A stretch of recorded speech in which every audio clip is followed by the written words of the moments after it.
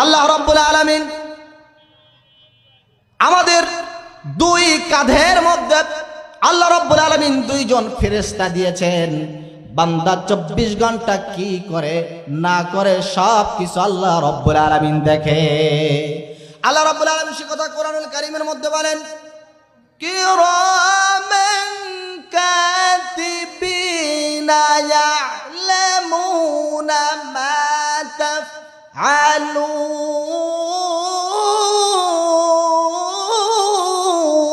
আল্লাহু আকবার। দুই কাঁধে তোমার দুই ফেরেশতা দিয়েছি, বান্দা তুমি কি করো না করো আমি আল্লাহ রাব্বুল আলামিন সব কিছু দেখতে পাই।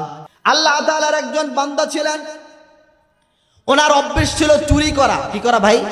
চুরি করা। উনি চুরি করতে যাইতেন বিভিন্ন জায়গায়, ওনার বন্ধু বান্ধব সহযোগী নিয়ে যাইতেন। বন্ধু বান্ধবদেরকে বলতেন, আমি যদি চুরি করে ধরা পড়ে যাই অবশ্যই আমাকে তোমরা সেখান থেকে উদ্ধার করে নিয়ে আসবে। কিন্তু বিভিন্ন জায়গায় যাওয়ার পরে দেখা গিয়েছে আল্লাহর বান্দা চুরি করেছে, ধরা পড়েছে।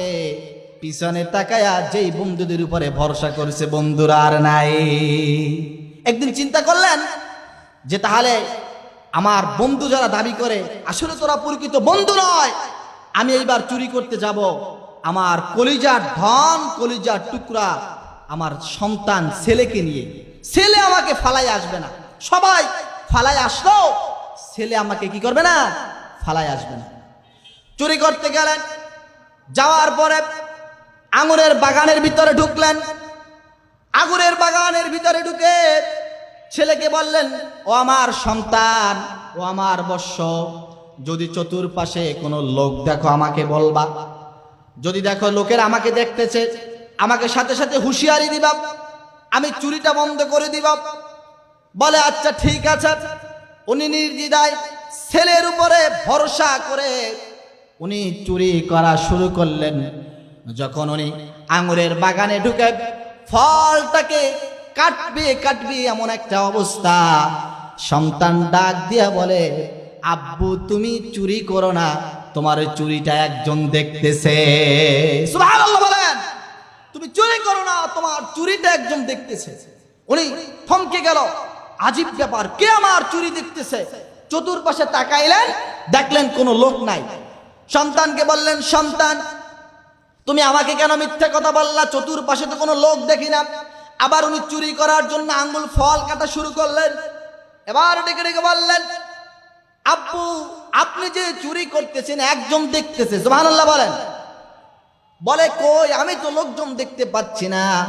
সন্তান এবং ডাক দিয়া বলে, বাবা দুনিয়ার কোন মানুষ যদি আপনার চুরি নাও দেখে, একজন আমার রব তিনি তো দেখতেছে।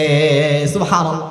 আপনি কি জানেন আল্লাহ পাক রব্বুল আলামিন কোরআনুল কারীমের মধ্যে বলে দিয়েছেন, আলাম ইয়ালাম বিআন্নাল্লাহা ইয়ারা।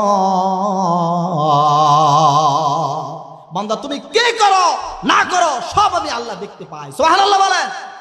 আল্লাহ পাক রব্বুল আলামিন বান্দাকে এইভাবেই ভালোবাসেন। আমার শেষ কথাটা হচ্ছে, দুনিয়ার মধ্যে আল্লাহ আমাদেরকে পাঠিয়েছেন অনর্থক কোনো কাজ করার জন্য নয়, একমাত্র শুধুমাত্র তার ইবাদত করার জন্য। ঠিক কিনা বলেন? আল্লাহ তাআলা সে কথা বলেন, আফা হাসিবতুম আন্নামা খালাকনাকুম আবাসা ওয়া আন্নাকুম ইলাইনা লা তুরজাউন। বান্দা তুমি কি মনে করেছো আমি আল্লাহ তোমাকে অনর্থক বানাইছি? না না, আমি আল্লাহ তোমাকে অনর্থক বানাই নাই। অবশ্যই অবশ্যই আমার কাছে আসতে হবে, এবং তুমি যদি দুনিয়ার মধ্যে আমার হুকুম হাকাম না মেনে তুমি যদি দুনিয়ার গোলামি করো, একদিন আমার কাছে হিসাবের কাঠগড়ায় দাঁড় হতে হবে।